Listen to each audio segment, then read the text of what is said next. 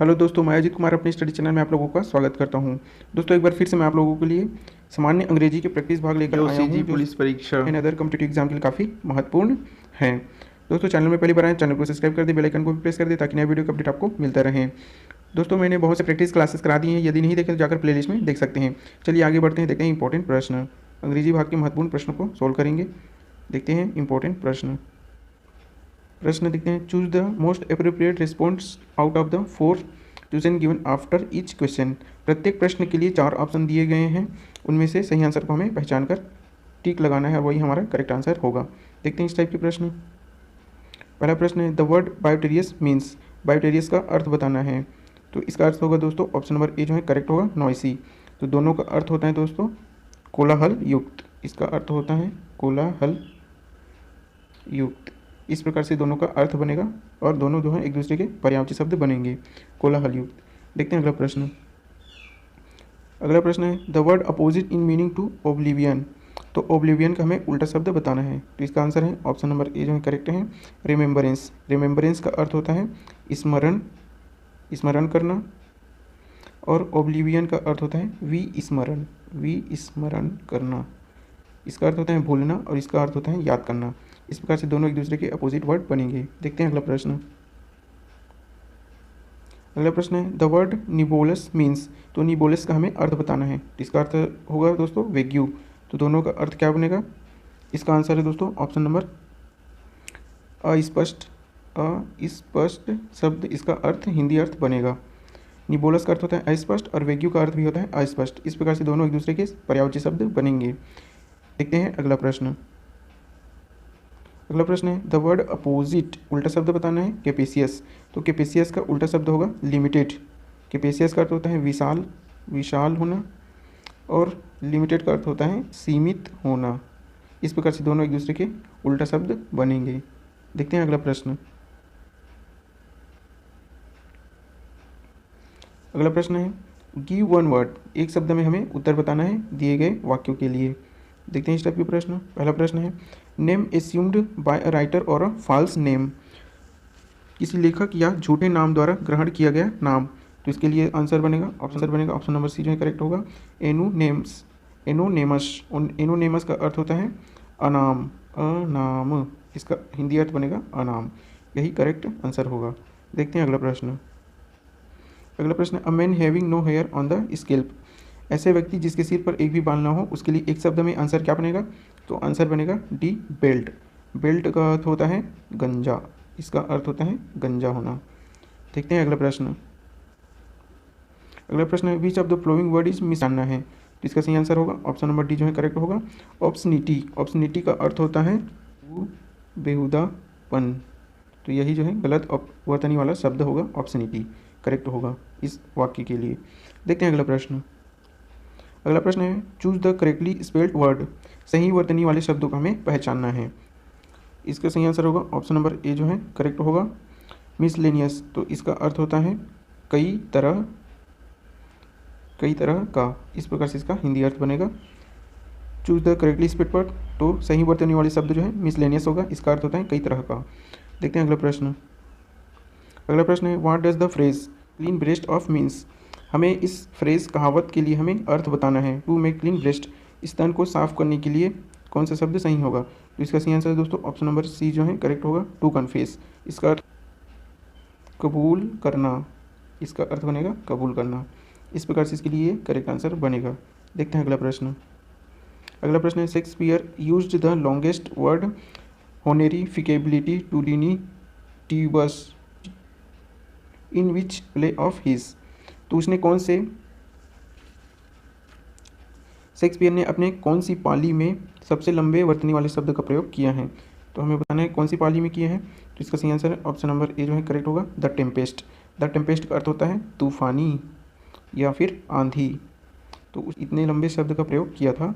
होनेरिफिकेबिलिटी to डिनीटिवस, टेटिवस का प्रयोग किया था।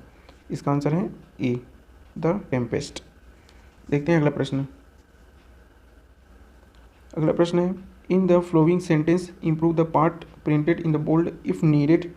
तो हमें इस गाढ़े रंग में लिखे हुए शब्द के लिए सही आंसर को हमें पहचान कर वहाँ लिखना होगा, करेक्ट करना होगा। यहाँ पर गलत ऑप्शन यहाँ पर दिया गया है, इसके लिए हमें करेक्ट आंसर को पहचानना है और यहाँ पुट करना है, इसका सही अर्थ बनाना है।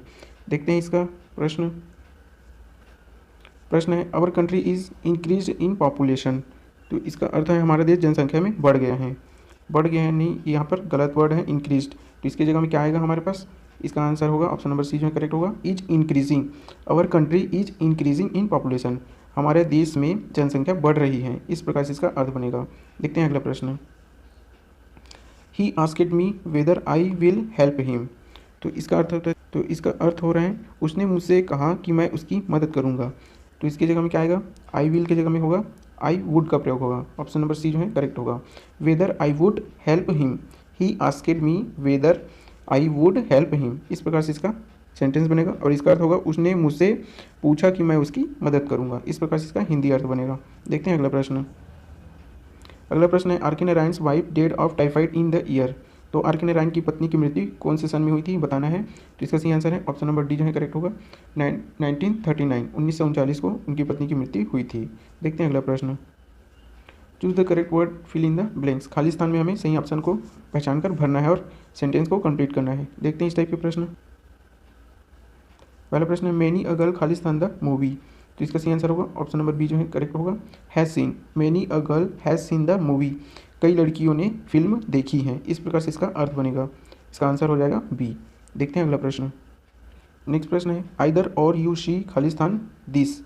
इसका आंसर होगा ऑप्शन नंबर ए जो है करेक्ट, खाली स्थान में भरा जाएगा हैज़ डन।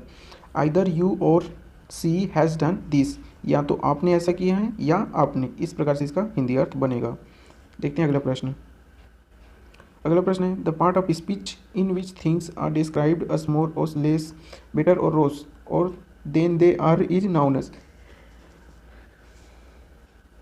तो इसका अर्थ बनेगा हिंदी में भाषण का हिस्सा जिसमें चीज़ों को कमोबेश बेहतर या बदतर के रूप में वर्णित किया जाता है के रूप में जाना जाता है। तो इसका सही आंसर होगा ऑप्शन नंबर बी जो है करेक्ट होगा, हाइपरबोले। तो इसका अर्थ होता है अतिशयोक्ति, इसका अर्थ बनेगा अतिशयोक्ति। इस प्रकार से इस सेंटेंस के लिए आंसर बनेगा हाइपरबोल।